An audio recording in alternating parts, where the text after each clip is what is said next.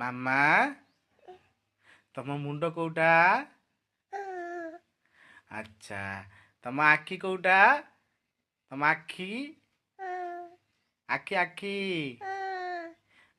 ତମ ନାକ କୋଉଟା? ନାକ ନାକ ନାକ ନାକ କୋଉଟା? ନାକ କୋଉଟା? ଆଉ ତମ ଦାନ୍ତ କୋଉଟା? ତମ ପାଟି କାଇଁ? ପାଟି ପାଟି ଆ କରି କହିଦେଲ।